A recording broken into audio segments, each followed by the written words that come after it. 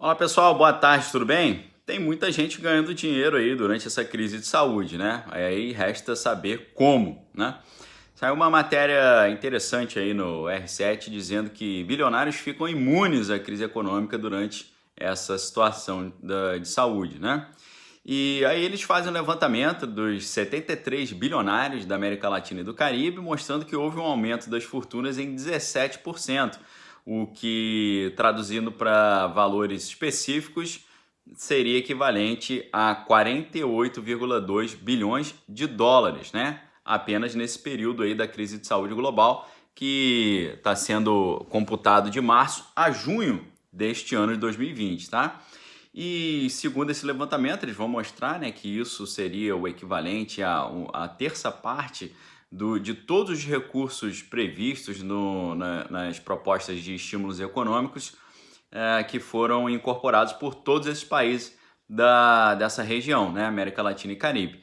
E aí, no Brasil, por exemplo, né, eles botam esse dado: 42 bilionários tiveram aí um acréscimo na sua fortuna em 34 bilhões nesse período, né? Passando de 123 bilhões de dólares para 157 bilhões de dólares. Se a gente for expandir isso para o cenário internacional, vendo ali um daqueles que talvez sejam um dos homens mais ricos do mundo, que é o Jeff Bezos, que é criador e diretor ali da Amazon, ele teve um ganho ali de 69 bilhões de reais, agora em reais, né? Em um único dia, tá? Esses dados aí vieram de um relatório chamado Quem Paga a Conta, né? Interrogação, taxar a riqueza para enfrentar a crise na América Latina e no Caribe, né? Esse relatório foi divulgado nessa segunda-feira, no dia de hoje, dia 27 de julho, pela Oxfam, né? Oxfam. E dentro desse relatório, né, eles mostram como é que esses superpoderosos ficaram, de certa forma, imunes a essa crise econômica consequente da crise de saúde, né?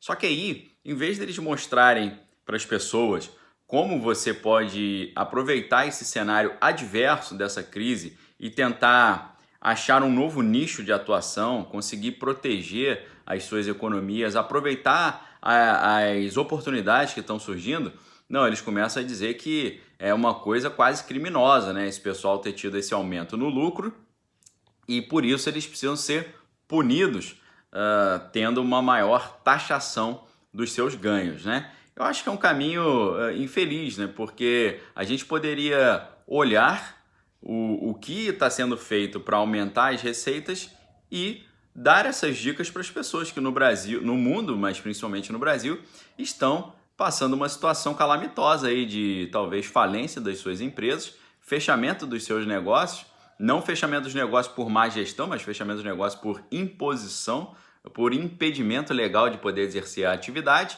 Atividade essa agora considerada não essencial. E aí, em vez da gente dar dicas, né? Não, a gente vai ver quem é o criminoso que está ganhando dinheiro nesse período e vamos puni-lo para que ele aprenda a não ganhar dinheiro nesse momento. E é uma ignorância, porque nós sabemos que se o cara está ganhando dinheiro, ele vai contratar mais. Se ele vai contratar mais, são menos pessoas empregadas. Menos pessoas empregadas, aumenta o mercado consumidor. O mercado consumidor aumentando, aumenta a venda, aumenta a demanda, aumenta a contratação. E aí o círculo virtuoso se implementa, né?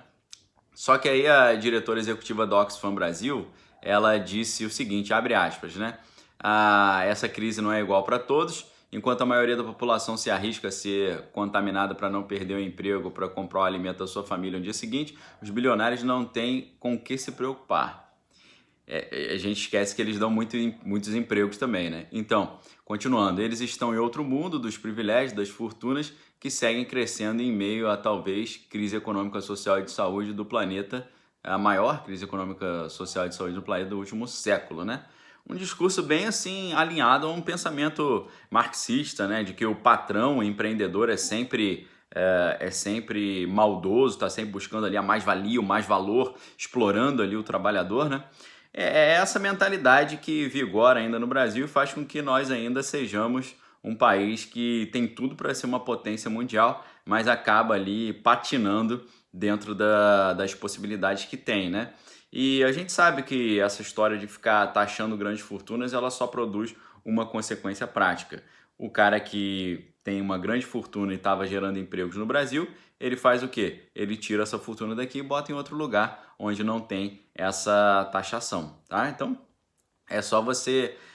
A única consequência disso é a evasão dos milionários, né? Infelizmente, antes dessa crise de saúde que a gente está vivendo e agora está vindo o segundo aspecto, que é a crise econômica, antes disso o Brasil já estava aí sendo um dos países que mais estava observando a evasão de milionários, né? Aí todo mundo, o pessoal em geral que tem uma visão de mundo de esquerda, fala, ah, isso aí, o explorador vai explorar em outro lugar.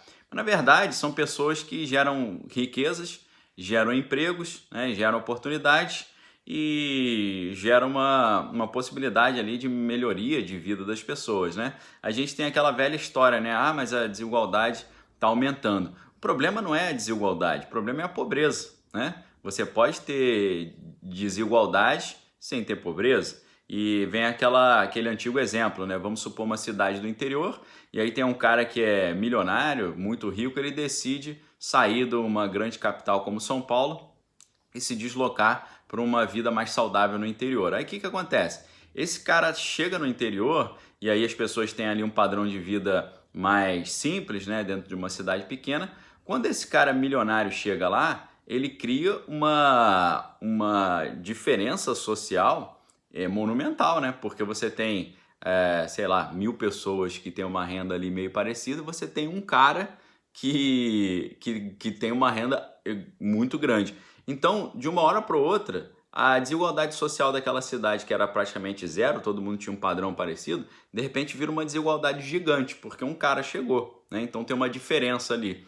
Só que esse cara chegando ali, ele vai comprar terras, ele vai contratar funcionários, ele vai começar a gerar uma renda ali, talvez numa fazenda, ele vai começar a consumir ali dentro, ou seja, ele vai criar oportunidade de trabalho e de ascensão social para as pessoas. Então, é triste a gente ver no Brasil ainda ter essa mentalidadezinha, né, atrasada, achando que ganhar dinheiro é uma coisa do mal e você ser bem sucedido economicamente é uma coisa quase criminosa também, né? A gente, por exemplo, agora está vendo aí a aproximação do Dia dos Pais, né?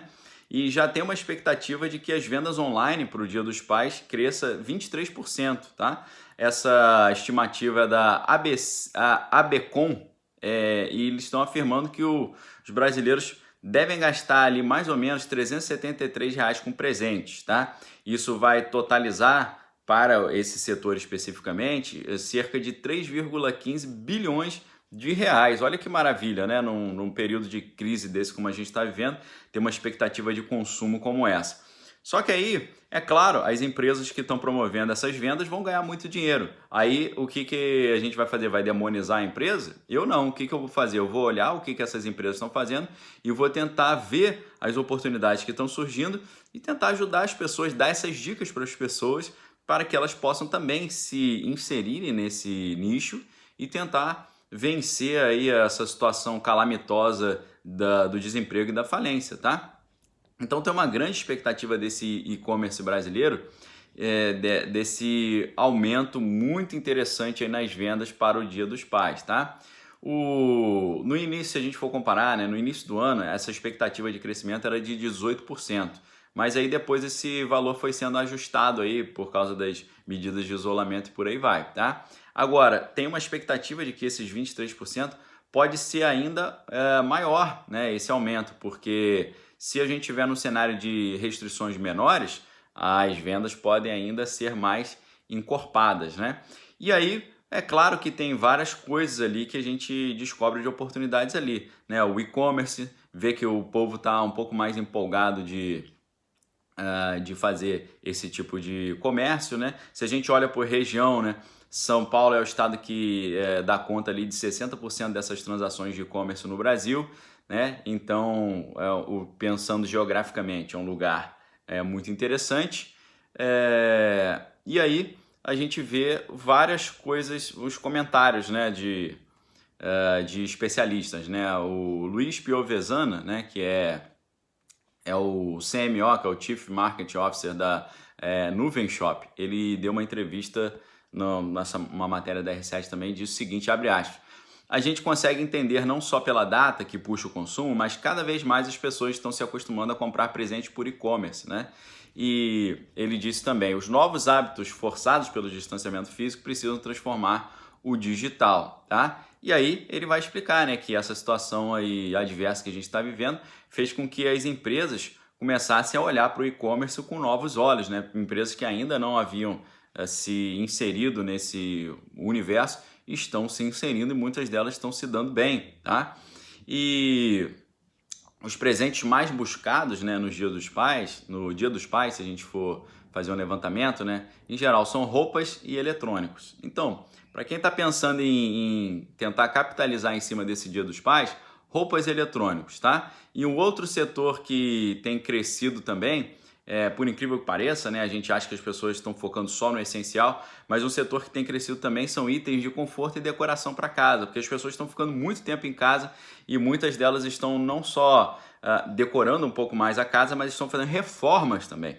Então, o pessoal que trabalha nessa área de reforma, de consertos, né, manutenção domiciliar, tem uma oportunidade interessante aí. Uma outra pesquisa da APAS, Associação Paulista de Supermercados, mostra que o setor, esse setor específico, né, de mercado de São Paulo, está esperando um crescimento de 0,5% nessa data, né, no Dia dos Pais. E aí um representante da associação disse, né, que em tempos de afastamento social e lembrancinhas, né, os supermercados estão apostando ali em itens de churrasco, perfumaria, né, eletrônicos, vestuário em geral e também bebidas, né, comidas e bebidas, tá? Então, pessoal, tem uma luz no fim do túnel. A gente está vendo pesquisa aí falando que as taxas de desemprego devem aumentar a partir de setembro, agosto, setembro. Então, precisamos ficar atentos a isso e ver as oportunidades que estão surgindo para ver o que a gente pode fazer para conseguir contornar isso, né? E tem ali dicas, né, que são dadas, né, para você fazer um e-commerce de sucesso. Você tem a ideia de estabelecer a confiança do consumidor, ter uma plataforma bem elaborada, né, uma loja online ali que seja uma fachada boa. Simplificar o processo da compra, né? Ser uma compra simples, sem muitas etapas, muita complexidade e fazer uma espécie de humanização do atendimento, né? Que isso está sendo muito importante hoje, ter um atendimento mais carinhoso, né?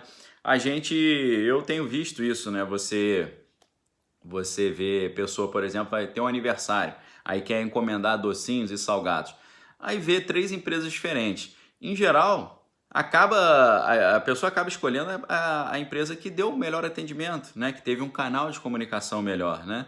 Por exemplo, você perguntar, você tem salgadinhos para festa? A pessoa fala, tenho, né? A resposta no WhatsApp é tenho. Em vez da pessoa falar tenho, já passar uma lista ali e falar, pô, você tem alguma dúvida? Pô, não, tenho. Ou a pessoa está muito ocupada ou realmente ela não está atenta à dinâmica das vendas, né?